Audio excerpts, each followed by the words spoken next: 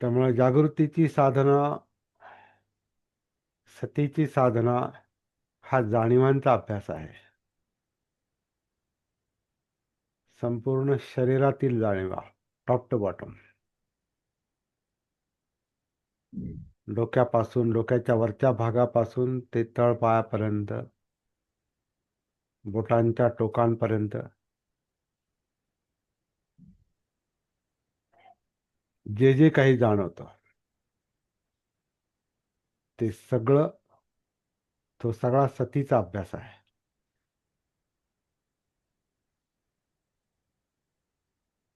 जाणीवा म्हणजे जिवंतपणा आहे.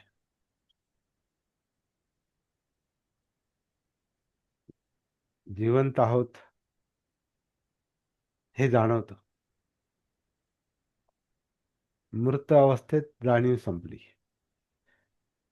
पण दुसरी एक जी गाथा आपल्याला सांगते की जाणीवांची जाणीव असेल, म्हणजे सती असेल, जागृती असेल, तर तिथंच जिवंतपणा आहे. नाहीतर मूर्छित अवस्था आहे, ती मृतवत अवस्था आहे. आणि आपली मृतवत अवस्था फार मोठी आहे. त्याला अनकॉन्शियस माइंड किंवा अजागृत मन म्हटलेलं आहे. आपण मृतवतच जास्त असतो. म्हणून आपल्यात काय चाललंय ते आपल्याला स्पष्ट जाणवत नाही. आपला जेव्हा आपल्याला एखाद्या गोष्टीची जेव्हा आठवण होते किंवा जिथं मन कनेक्ट होतं, मग ती गोष्ट दिसते. श्वास म्हटला की मग मग श्वास जाणवतो, कारण श्वासाशी कनेक्ट होतो. म्हणून ते ध्यान ध्यान तिथं गेलं की ती गोष्ट जाणवते. परंतु एक जाणीव संपली की लगेच दुसरी जाणीव, मग तिसरी जाणीव, मग इथं, मग तिथं. आता जसं आपण पाहिलं की पापणी हल्ली, तरी ती पण जाणीव आहे. तिथं पण जाणवतं म्हणून ध्यान जाऊ शकतं, ठरवलं तर. ऐकतो, ऐकण्याकडे ध्यान जातं. गंध, चव, स्पर्श, गरम होतं, थंड जाणवतं, सुख, दुःख जाणवतं. सगळीकडे ज्या हालचाली चाललेल्या आहेत आपल्या जिवंत कायेमध्ये, त्या सगळ्या जाणीव आहेत, फिलिंग्ज आहेत, वेदना आहेत. आपण जिकडे पाहू तिकडे जाणीव आहेत. मन कुठे जाऊ तिथे जाणीव आहे. मन तळपायाकडे गेलं तर तळपाय जाणवतो, तळ हाताकडे आला तर तळ हात जाणवतो, डोक्याच्या वर गेलो तर डोक्याचा वरचा भाग जाणवतो, आतमध्ये शिरलो तर आतमध्ये जाणवतं, बोलतो तर बोलणं जाणवतं, ऐकतो तर ऐकणं जाणवतं. जी जी काही हालचाल चाललेली आहे, कारण जिवंतपणा म्हणजे हालचालच आहे. जिवंतपणामध्ये हालचालच आहे. झोपेत पण हालचाल असते. आपण गाढ झोपेत गेलो तरी हालचाल चालू आहे, हालचाल कधीच बंद नाही. ती आपल्याला जाणवो नाही तर नाही जाणवो, ती चालू आहे. म्हणजे झोपेत आपल्याला श्वासोश्वास किंवा इतर क्रिया किंवा हृदयाची क्रिया किंवा पचन क्रिया किंवा आणखीन काही डोक्यातले विचार किंवा भावना किंवा आपली झोपेतली उलथापालथ, ती इकडच्या कुशीवरून तिकडच्या कुशीवर, किंवा झोपेत आपल्याला मच्छर चावला तर हात आपोआपच तो खाजवतो, खाज येते, आपल्याला माहिती, थोडीशी जाग येते आणि मग असं वाटतं काहीतरी चावलं. पण त्याच्या आधीच हाताने खाजवायला सुरुवात केलेली असते. म्हणजे जाणीव आपल्याला जाणवो किंवा न जाणवो, सती त्याची असो, त्याचं भान असो किंवा नसो, जाणीवांचं काम चालूच आहे. जिवंतपणाचं जिवंत असल्यामुळं आपण जिवंत असल्यामुळे जाणीवांचं काम हे चालूच आहे, परंतु जाणीवांचं आपल्याला भान नाही, सती नाही. त्यामुळे त्या जाणीवा ही मृतवत अवस्था आहे. अपमादो अमतपदं पमादो मच्छुनपदं. आता पमाद म्हणजे गाफील अवस्था, तर ती मृतावस्था म्हटलेलं आहे. मानसशास्त्राच्या भाषेत त्याला अनकॉन्शियस माइंड म्हटलेलं आहे. कॉन्शियस नाही, ते कॉन्शियस मध्ये जाणीव आहेत. म्हणजे शुद्धीत आलेला पेशंट समजा, किंवा शुद्धीत आलेला माणूस जो बेशुद्ध पडलाय आणि शुद्धीत आलाय. तर बेशुद्ध पडल्यावर तो कुठं आहे, काय आहे, त्याला कोणी उचलतंय का, कुठं फेकतंय का, कुठं त्याला ऍडमिट करतंय का, का काय त्याच्यावर काय उपचार चाललेत का, सर्जरी चालली का, त्याला काहीच जाणवत नाही. आणि मग एकदम तो जेव्हा कॉन्शियस होतो, भानावर येतो, सतीमध्ये येतो, मग तो म्हणतो मी कुठं आहे. मग त्याला जे जाणवतं, तर तो तेवढ्या पुरता भानावर आला. पण जेव्हा भानावर नव्हता तेव्हा मेलेला नव्हता, पण मृतवत होता, मेल्यासारखा होता. तसं प्रमादाची जी अवस्था आहे, गाफील अवस्था जी आहे, जिथं सती नाही, ती मृतवत अवस्था आहे.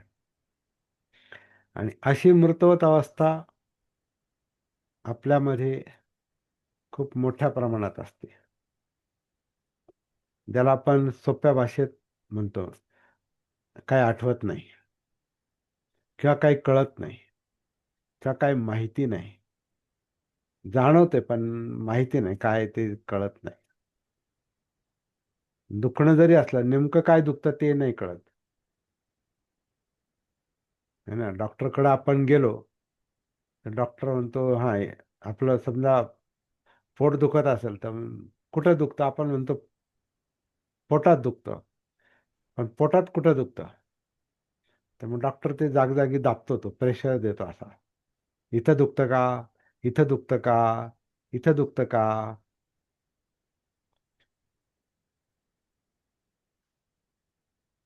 आता मध्यंतरी मला खूप खोकला आणि कफ होता, आणि खोकताना दुखायचं थोडंसं.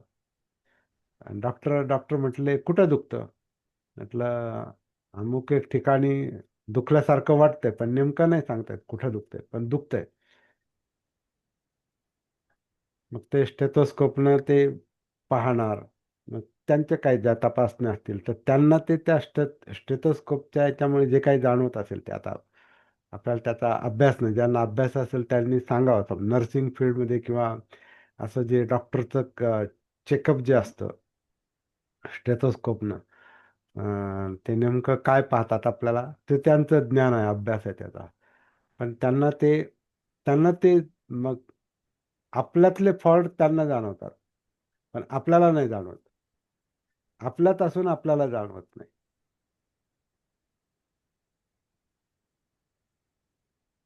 आपल्यातलं ब्लॉकेज डॉक्टरला जाणवणार, पण आपल्याला नाही जाणवणार. कुठेतरी काहीतरी दुखतंय बा, एवढंच कळतं.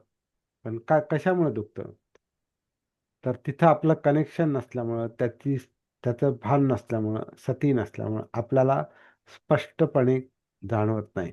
कारण ती मूर्छित अवस्था आहे, ती प्रमादित अवस्था आहे, ती अजागृत अवस्था आहे. त्या त्या स्तरावरचं भान नाही, त्या स्तरावरचं भान नाही.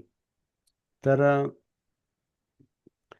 सतीचा अभ्यास हा असा आहे, असा दिसतो, असा वाटतो, की जिथं हळूहळू हळूहळू आपल्याला संपूर्ण अस्तित्वाची, जीवनाची,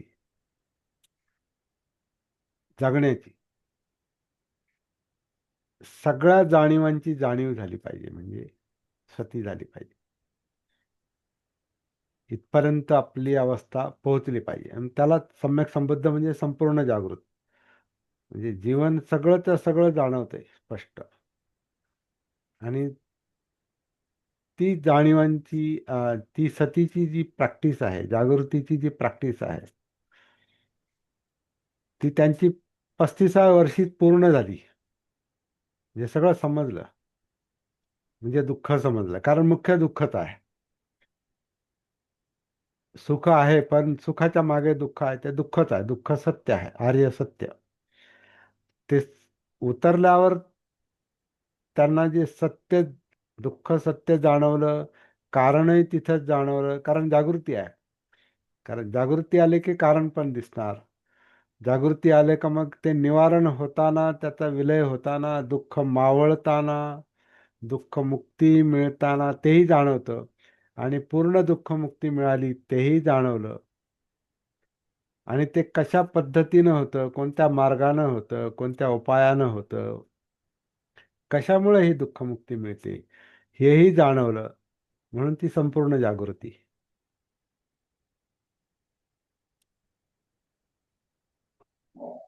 आणि ही अवस्था आली की मग आपलं काम झालं. बुद्धाचं हे काम 35व्या वर्षी पूर्ण झालं. आणि पुढे 45 वर्ष, आणि वयाच्या 80व्या वर्षापर्यंत, पुढे 45 वर्ष त्यांनी ह्याच गोष्टींचा प्रचार केला. अप्पमादेन संपादेत, जागे व्हा आणि जाग होऊन प्रयत्न करा. जाग होण्याचा प्रयत्न करा किंवा जाग होऊन प्रयत्न करा. आधी जाग होण्यासाठी प्रयत्न करावा लागतो, म्हणजे सतीपठ्ठाण ज्याला आपण म्हणतो, काया वेदना चित्त मनोधम्म. आधी जाग होण्यासाठी प्रयत्न करावा लागतो, आणि जाग आल्यानंतर जीवनातले प्रश्न सोडवण्यासाठी प्रयत्न करावा लागतो. आणि तो प्रयत्न जागृत असल्याशिवाय तो पूर्ण होत नाही, पूर्णत्वाला जात नाही. आणि जेवढे आपण जागृत असतो तेवढी स्पष्ट दिशा आपण आपल्या प्रयत्नांना मिळू शकते. नाहीतर मग जेवढं समजलं तेवढेच प्रयत्न, चुकीचं समजलं तर चुकीचे प्रयत्न. चुकीची समज म्हणजे मिथ्या दृष्टी. मिथ्या दृष्टी असेल तर मिथ्या व्यायाम, सम्यक व्यायाम नाही म्हणजे प्रयत्न. चुकीची समज, चुकीचे प्रयत्न. योग्य समज, योग्य प्रयत्न. परफेक्ट म्हणजे पूर्ण समज, पूर्ण प्रयत्न, व्यवस्थित प्रयत्न. तर अशा प्रकारे सतीची जी व्यापकता जी आहे ती खूप मोठी आहे. हे आधीच लक्षात घेतलं पाहिजे. सती म्हणजे असं एक काम नाही, एक ठराविक काम नाही. काम ते ठराविकच आहे, परंतु त्याच्यातून जी पुढं मिळेल, सापडेल, शोध लागेल, तो खूप मोठा आणि व्यापक आहे. जो आपल्या जीवनाचा अंतिम ध्येय आहे, अंतिम उद्देश आहे, विमुक्ती, चेतो विमुक्ती. चेतो म्हणजे चित्त. चित्त विमुक्ती हा आपल्या जीवनाचा उद्देश आहे. कारण चेतो विमुक्ती का पाहिजे? कारण चित्त चित्त हे दुःखाचं कारण आहे. जे चेतवतंय, जे पेटवतंय, आणि पेटवणाऱ्या आपल्या इमोशन्स आहेत, भावना आहेत, लोभ आणि द्वेष आहे, पाहिजे आणि नकोचा संघर्ष आहे, युद्ध आहे. आपण परवा पाहिलं काही दिवसापूर्वी, आपल्या आपल्यात युद्ध चाललेलं आहे. तर अशा प्रकारे सतीचं जे काम आहे हे सगळं जाणवण्याचं आहे. आणि जो परिणाम पाहिजे तो आपल्याला मिळेपर्यंत हे जे काम आहे हे आपल्याला थांबवणं योग्य नाही. थांबला तो संपला. थांबला तो संपला. कारण थांबणं म्हणजेच अजागृत अवस्था आहे. आणि अजागृत अवस्था ही मेल्यासारखी आहे. आणि जो मेला तो संपला. म्हणून इतक्या लवकर संपायचं नाही, इतक्या लवकर थांबायचं नाही. प्रयत्नांची पराकाष्ठा, म्हणून अप्पमादेन संपादेत. जागृतीपूर्वक प्रयत्नांची पराकाष्ठा. झोपेत पण थांबायचं नाही. इथपर्यंत आपल्याला शक्यतो उतरता आलं पाहिजे. अवघड आहे. पण आपल्याला जागेपणी जे जमत नाही ते झोपेत कसं जमेल?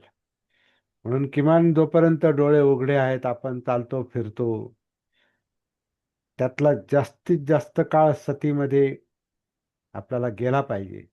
मग झोप आपोआप सतीच्या प्रभावाखाली येते. मग ती झोप नाही राहत, ती विश्रांती बनते.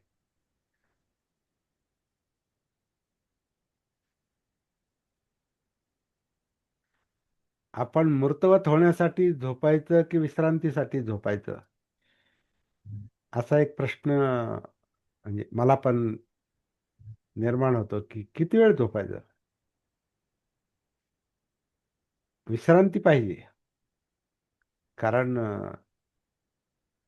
आपली जी काय म्हणतात, व्यवहारामध्ये म्हणजे काही हालचाली करण्यामध्ये ऊर्जा खर्च होते, शक्ती खर्च होते. मग ते रिकव्हरीसाठी आपोआपच थकवा येतो. आणि थकवा आला की विश्रांती पाहिजे. विश्रांती पाहिजे. पण झोप आणि गाढ झोप आणि एकदम मेल्यासारखी झोप, जिथं काही आपण जिवंत आहोत की नाही असा प्रश्न पडावा, अशी झोप काय कामाची?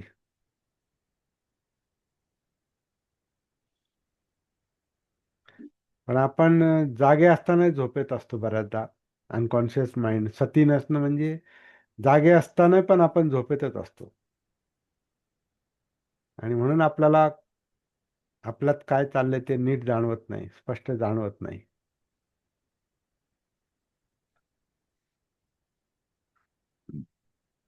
तर या सगळ्याचा जो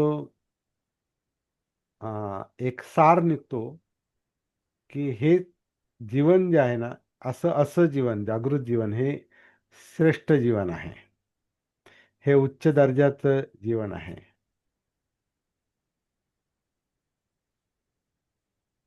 बाकी सगळ्या गोष्टी व्यर्थ आहेत. आता सहस्त्रबग्गातल्या आत्ताच्या ज्या आपण गाथा पाहिल्या, त्याच्यात सार एकच निघतो का याचं हजार गोष्टी करणं व्यर्थ आहे. Waste of time, waste of energy. शक्ती खर्च होते, वेळ खर्च होतो, जीवन त्याच्यातच खर्ची पडतं. आणि मग जेव्हा काहीच होत नाही आपल्याकडून, तेव्हा पश्चाताप मग. म्हणून म्हातारपणामध्ये माणसं जास्त अ, बरीच माणसं मेजॉरिटीनं त्रस्त असतात. कारण जेव्हा जे करायला पाहिजे होते ते तेव्हा ते त्यांनी केलं नाही, किंवा तो मार्ग मिळाला नाही, समज आली नाही. आणि शेवटी काय मग?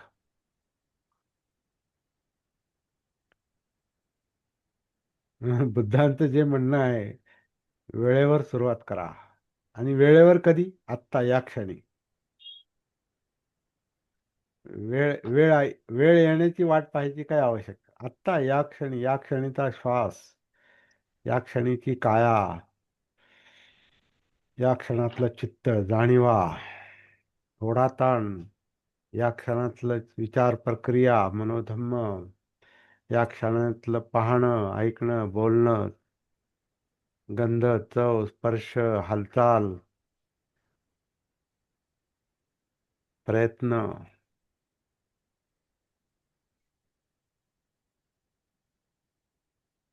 ही जिवंत अवस्था आहे बघा. आत्ताच्या आत्ता इथेच लक्षात येतं लगेच. जाग आली की जिवंत झाल्यासारखं वाटतं. कारण आतल्या सगळ्या बहुतांश घडामोडी मग जाणवायला सुरुवात होते, म्हणजे जिवंतपणा जाणवतो. म्हणून अप्पमाद अमृत पदन म्हटलेलं आहे. अमृत अवस्था आहे ती, मृतावस्था नाही, ती अमृत अवस्था आहे. अप्पमाद, जाग होणं, सतीमध्ये येणं, अप्रमादात येणं, जिवंत अवस्था.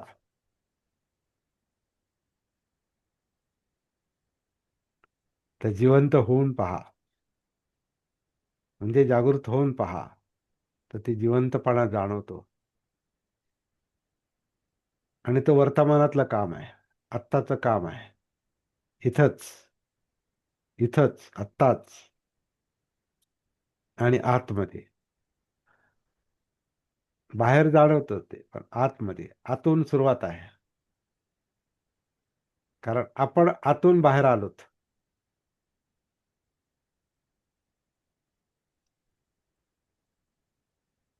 आपण आतून बाहेर येत असतो. जन्म सुद्धा आधी आतला आहे. जो जाणीव, जिवंतपणा, कॉन्शियसनेस, जी अं, काय म्हणतात, जी सुरुवात आहे गर्भधारणेची, म्हणजे आपल्या अस्तित्वाची जी सुरुवात आहे ती आत आहे, आपल्यात आहे. बहुतेक चित्त जे आहे ना, ते चित्तामध्ये तेच गुणधर्म दिसतात. आणि त्याच्यात त्याच्यातूनच ती पुढचा विकास आहे. म्हणून जेवढे आपण आत शिरतो तेवढे आपण जिवंत होतो.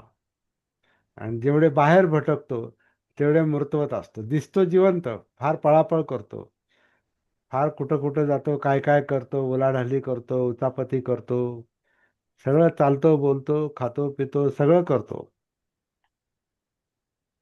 पण मृतवत अवस्था असते, कारण त्याचं भानच नाही.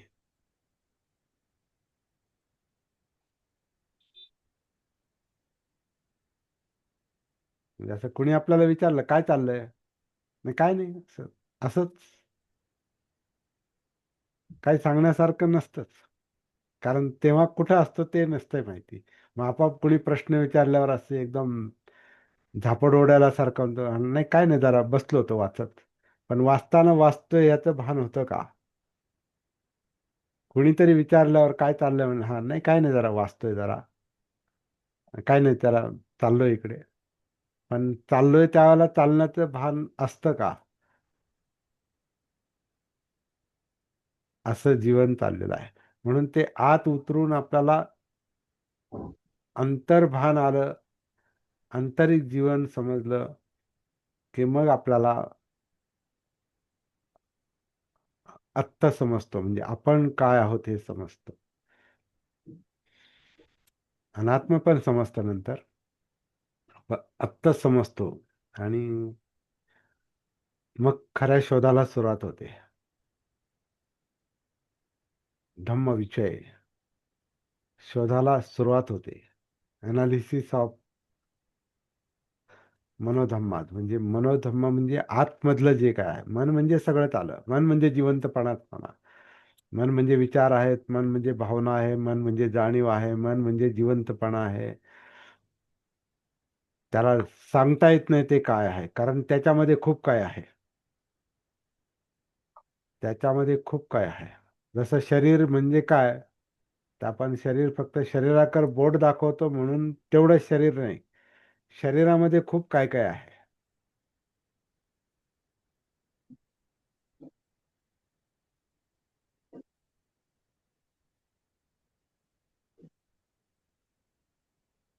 म्हणजे एखादा प्राणी जर आपण पाहिला, कापलेला प्राणी किंवा एखादं, आता ऑपरेशन तर आपण जनरली पाहत नाही, माणसाचं ऑपरेशन शक्यतो आपण पाहत नाही, नाही का, घाबरतो आपण, म्हणून तिथं जाऊन पाहणं ते सामान्य माणसाला नाही, म्हणजे मेडिकल फील्डमधल्या लोकांना ते जमतंय पाहणं. परंतु जेव्हा ते पाहतो आपण, किंवा एखादा प्राणी कापलेला आपण पाहतो, तर तसंच आहे आतमध्ये पण. पण तसं कसं पाहून, ते पाहून काय उपयोग आहे? आपल्याला जिवंत अस्तित्वात डायरेक्ट उतरता आलं पाहिजे. आणि चाललेल्या हालचाली, मुमेंट्स, जाणीवा, जिवंतपणा, हा सतीनं पाहता आला पाहिजे. म्हणून ते बहुतेक कानापान सती, आन पहा अपान पहा. कारण तो जो मुख्य भाग आहे, मुख्य म्हणजे जाणवणारा, जास्त जाणवणारा मुख्य भाग आहे, तो श्वासोच्छ्वास आहे. एक प्रयोग करून पहा, मी करत असतो मधून मधून. श्वास जर आपल्याला जाणवला नाही ना, तर थोडासा दीर्घ श्वास घ्यायचा आणि क्षणभर, क्षणभर म्हणजे सोसल तोपर्यंत धरून ठेवायचा. म्हणजे नाकतोंड दाबून ठेवा.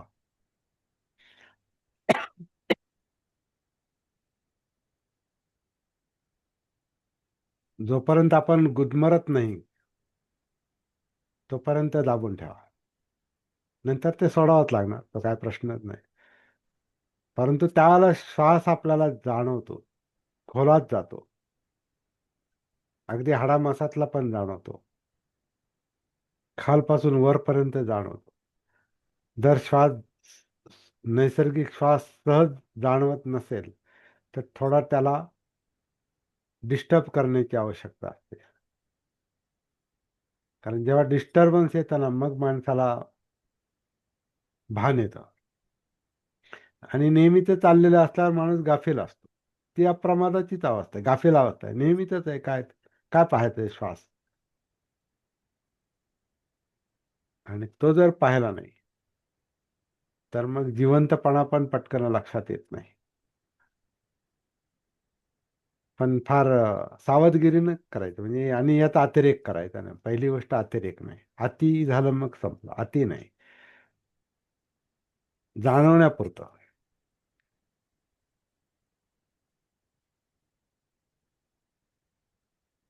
आणि एकदा ते आत उतरायची सवय लागली, सवय लागली म्हणजे कनेक्टिव्हिटी आली, आतलं भान आलं श्वासाच्या निमित्तानं, मग आपल्याला टॉप टू बॉटम सगळ्या धडातला जो श्वासाच्या निमित्तानं होणारी जी हालचाल आहे, ती आपल्याला जाणवायला सुरुवात होते.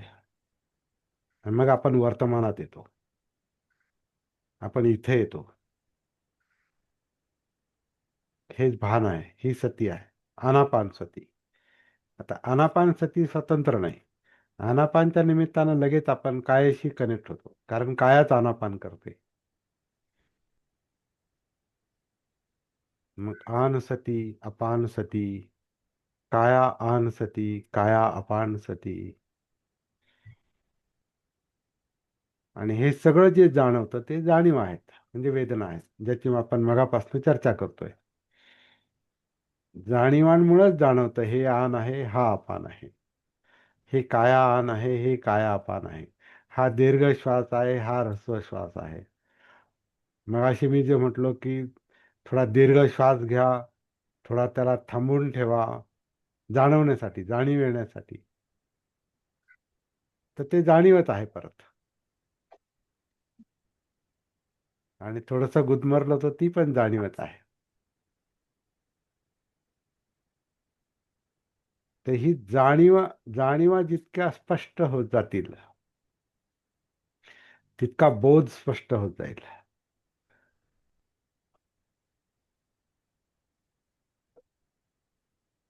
चित्त विमुक्ती पाहिजे, कारण दुःख विमुक्ती पाहिजे, निब्बाण पाहिजे, निर्वाण पाहिजे.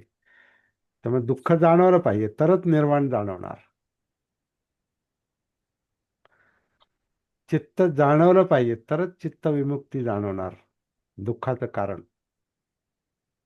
कारण तिथं तृष्णा आहे, तिथं इच्छा आकांक्षा आणि पळापळ, पाहिजे नकोचा संघर्ष आहे. मार तिथं आहे.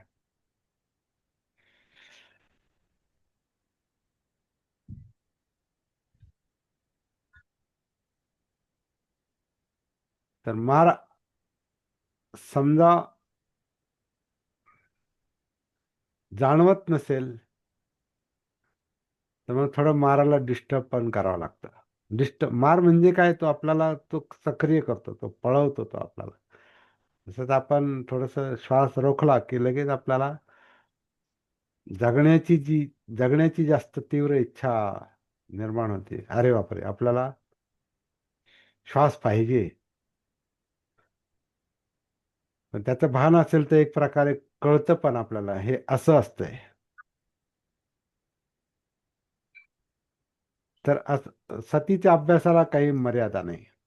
मग कायानुसती, श्वासाच्या निमित्तानं कायानुसती, कायेतल्या जाणीवा, चित्ताच्या जाणीवा, ओढाताण, विचार प्रक्रिया, पाच इंद्रियांची जाणीव. तर विचार प्रक्रिया म्हणजे सहावं इंद्रिय, मनोविज्ञान. आणि उरलेली पाच इंद्रिय जी आहेत, डोळे, कान, नाक, जीभ, त्वचा, त्यांच्यातला जिवंतपणा म्हणजे विज्ञान. म्हणजे चक्षु विज्ञान, श्रोत्र विज्ञान, घ्राण विज्ञान, जिव्हा विज्ञान, मनोविज्ञान, सहावं विज्ञान. साही विज्ञान, विज्ञान म्हणजे जाणीवा, consciousness. Eye consciousness, ear consciousness, nose consciousness, tongue consciousness, body consciousness, mind consciousness. त्याच्यामध्ये चित्त येतं. हे सगळं जाणीवा, जाणीवांचाच हा अभ्यास आहे. हे आपल्याला पाहावं लागतं. तर या सगळ्याचा एक असं आपण निष्कर्ष काढू की हे पाहता पाहता आपल्याला जी आपली ऊर्जा मोकळी होते जागृतीमुळे, जो जिवंतपणा जाणवतो, त्याच्यामुळे आपल्याला प्रश्न कळतात, प्रश्न सोडवणं कळतं आणि आपल्या जीवनाचा उद्देश साध्य होतो. तर अशा प्रकारचं जीवन जे आहे हे श्रेष्ठ जीवन आहे असं अं, सहस्रवग्गातल्या ह्या गाथा सांगतात. आज आपण 6 गाथा एकदम पाहणार आहोत. त्याचं कारण असं आहे की ह्यातला एक कॉमन भाग असा आहे काय, हे श्रेष्ठ जीवन आहे, याला महत्व द्या. बाकी हजार गोष्टी करण्यात काही मुद्दा नाही, पॉइंट नाही. ते भटक नाही, भरकट नाही. हजार गोष्टी होतातच आपल्याकडून, पण त्याच्यात एक गोष्ट कॉमन आहे. ते म्हणजे सगळ्याचं भान पाहिजे, सगळ्याची सती पाहिजे, काय करतोय ते कळालं पाहिजे. काय करतो, काय बोलतो, काय ऐकतो, ऐकतो ते खरंच ऐकतो का, त्याचा अर्थ काय, हे सगळं जे आहे ना ते सतीमुळे आपल्याला हळूहळू लक्षात येतं. तर 107 ते 112 क्रमांकात तिथपर्यंतच्या गाथा ज्या आहेत ना त्या आपण आज एकत्रित पाहणार आहोत. कारण त्याचा सार एकच आहे इतर गाथांप्रमाणे, पण ह्याच्यात जास्त ती तुलना केलेली आहे. कशी ती तुमच्या आता लक्षात येईल बघा. साई गाथांचं पठण मी एकदम करतो आधी, आणि साई साई गाथांचं अनुवाद वाचन एकत्रित करतो, आणि मग तो विषय आपल्या लक्षात येईल. आणि मग त्याच्यावर आपल्याला अ, काही चर्चा आज करता येऊ शकते, आणि समजा आपल्याला अपूर्ण वाटली तर ती चर्चा आपण उद्या पण करू शकतो.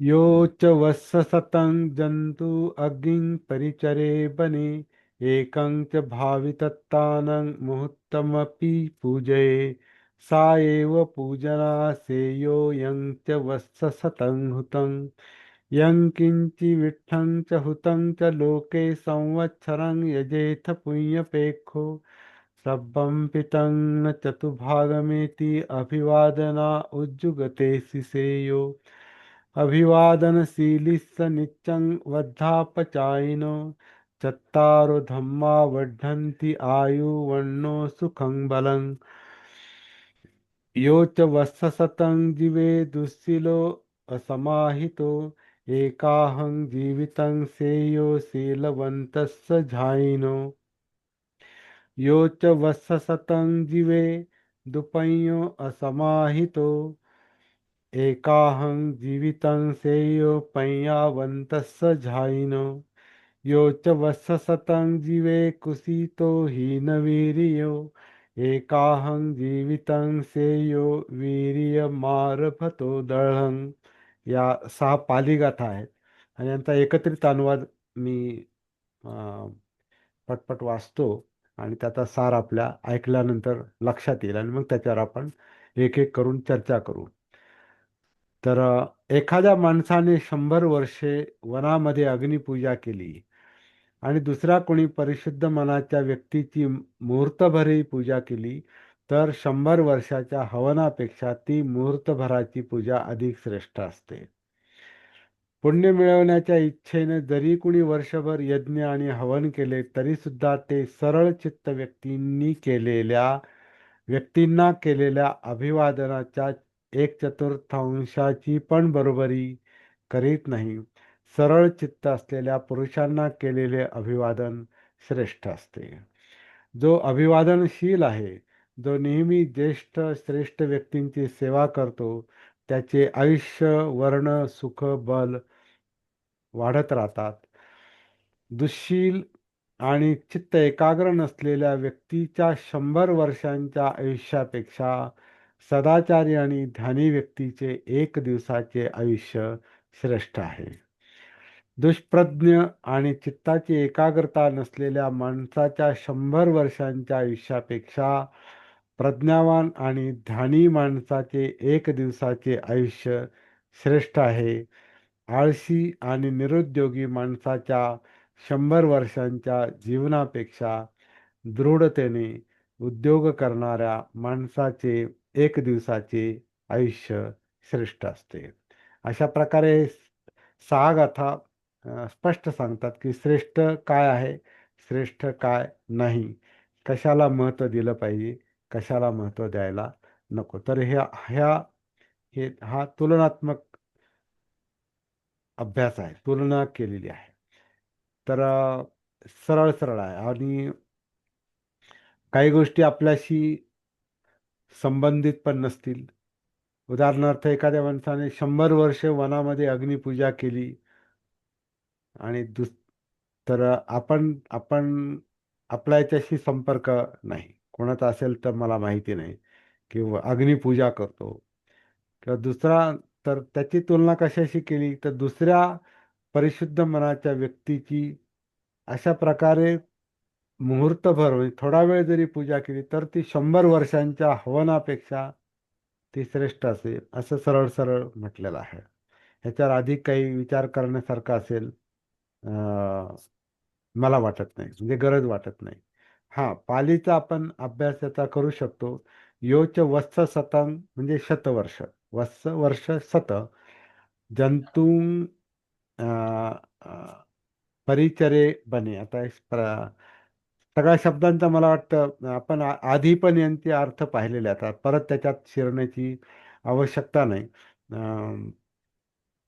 आपल्याकडे असं एखादं धम्मपद पाहिजे की ज्याच्यामध्ये आपल्याला काय म्हणतात शब्दार्थ दिलेले आहेत. असं एक धम्मपद, आता काही एक 25-30 धम्मपदाच्या प्रति मी मागवलेल्या आहेत, हिंदीमध्ये आहे. तर याच्यामध्ये काय आहे की शब्द दिलेले आहेत, म्हणजे गाथा दिली, गाथेचे शब्दार्थ दिलेत प्रत्येक शब्दाचे, आणि हिंदीमध्ये त्याचं भाषांतर केलेलं आहे. तर मला ह्याचा खूप उपयोग होतो. दुसरं एक धम्मपद आहे जे भग बापट यांचं आहे. अं, हे धम्मबुक्स प्रकाशन पुणे यांनी हे प्रकाशन केलेलं आहे. या अं, याच्यामध्ये देखील खूप चांगल्या प्रकारे गाथा शब्दार्थ मराठीमध्ये दिलेला आहे आणि मराठीमध्ये त्याचा अर्थ दिलेला आहे. आता हे मिळतं का मिळत नाही शोधावं लागेल. हे जेव्हा नव्यानेच प्रकाशित झालं त्यावेळेला मी घेतलं होतं 2001 साली. 2001 मध्ये याचं प्रकाशन झालं, परंतु अं, साधारण त्याच काळात मी घेतलेला आहे, 2001च्या दरम्यानच. तर तेव्हापासनं हे माझ्याकडं आहे. तर अभ्यास करायचा असेल तर असं पुस्तक आपल्याकडे पाहिजे आणि स्वतःच अभ्यास करायचा. स्वयं अध्ययन हे सगळ्यात श्रेष्ठ अध्ययन. स्वतः अभ्यास करणे, स्वतः शोधणे, स्वतः शब्दांचा अर्थ पाहणे, आणि काही गोष्टी समजा लक्षात येत नसतील तर मग त्या चर्चा करायची त्याच्यावर. अशा अभ्यासाची पद्धत आपण अवलंबली पाहिजे. तर मला वाटतं ह्या 6 गाथा आणि त्यांचा अर्थ आणि ह्या तुलना ज्या आहेत ना, त्याच्यामध्ये खूप साम्य आहे. पुण्य मिळवण्याच्या इच्छेने जरी कोणी वर्षभर यज्ञ हवन केले, तोच मुद्दा आहे पुढच्या गाथेत. जो अभिवादनशील आहे, म्हणजे ज्याला अभिवादन करावं अशा माणसाला अशा माणसाला अशा माणसाची सेवा करणं, त्याच्यामुळे आपलं आयुष्य वाढतं, आपला वर्ण उजळतो, कारण सतेजता येते आणि सुख आणि बल यांची वाढ होते. तर हे सद्वर्तनाचे परिणाम सांगितलेले आहेत. परंतु आता हे सेवा केल्यानं ते वाढतं की आचरणानं वाढतं, हा चर्चेचा मुद्दा आहे. नुसती सेवा केल्यानं किंवा वाहवा केल्यानं, स्तुती केल्यानं आनंद मिळू शकतो. परंतु जो आनंद जागृत होऊन स्वतः प्रॅक्टिस करण्यामध्ये असतो, तो नुसती स्तुती करण्यामध्ये नसतो, नुसते पूजा अर्चेमध्ये नसतो, नुसती श्रद्धा बाळगून उपयोगाचा नाही.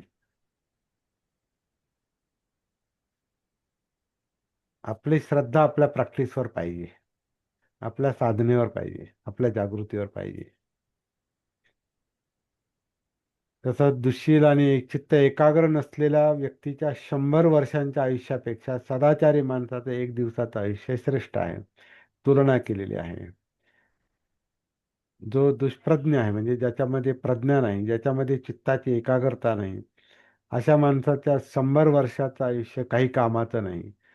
जिथं प्रज्ञावान आणि ध्यानी माणसाचं किंवा जागृत माणसाचं एक दिवसाचं आयुष्य देखील श्रेष्ठ आहे असं म्हटलेलं आहे. महत्वाची गोष्ट आहे ही. आळशी आणि निरुद्योगी माणसाच्या 100 वर्षाच्या जगण्यापेक्षा जीवनापेक्षा उद्योगशील, म्हणजे दृढतेने उद्योग करणाऱ्या, प्रयत्नशील असणाऱ्या माणसाचं एक दिवसाचं आयुष्य श्रेष्ठ असतं. मी तर म्हणतो एका क्षणाचं आयुष्य देखील श्रेष्ठ असतं.